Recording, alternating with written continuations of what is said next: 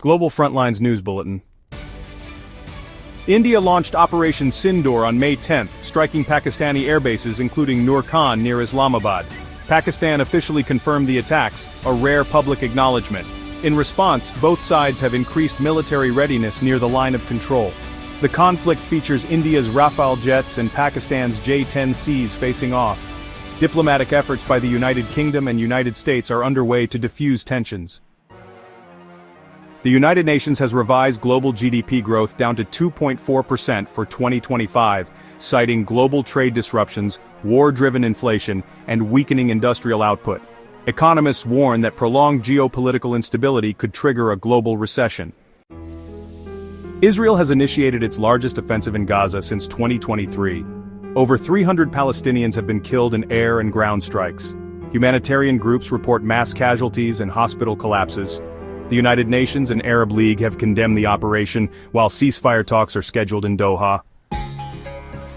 In a temporary move to stabilize global markets, the US and China have agreed to lower tariffs for 90 days.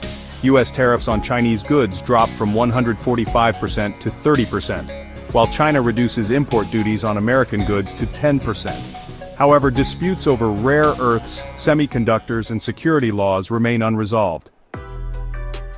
Leaders from France, Germany, Italy, Poland, and the UK met in Paris with Moldovan President Maia Sandu to reaffirm support for Moldova's European future. The move comes amid rising Russian cyber and political interference in Eastern Europe. Pakistan successfully test-fired the Abdali missile, a short-range tactical ballistic missile with a 280-kilometer range.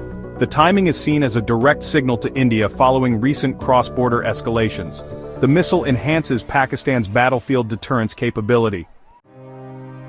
India has suspended cooperation under the 1960 Indus Waters Treaty, threatening water flow to Pakistan. This move, labeled by Pakistani officials as economic warfare, could trigger a new front in bilateral hostilities, especially impacting agriculture in Punjab and Sindh. Billionaire investor Ray Dalio has issued a stark warning that the global financial and political order is unraveling. He cited rising protectionism, military conflicts, and de-dollarization trends as indicators of a systemic transition. Multinational corporations are reportedly restructuring supply chains away from the United States.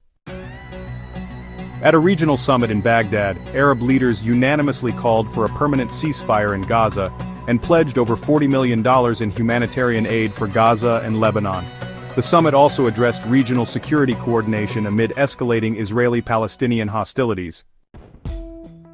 Northern Gaza hospitals have collapsed under the weight of continued Israeli bombing. UN agencies report over 1 million displaced people. Aid convoys remain blocked at Rafah crossing, while clean water and medicine are running out. Civil society groups are calling for an international humanitarian corridor.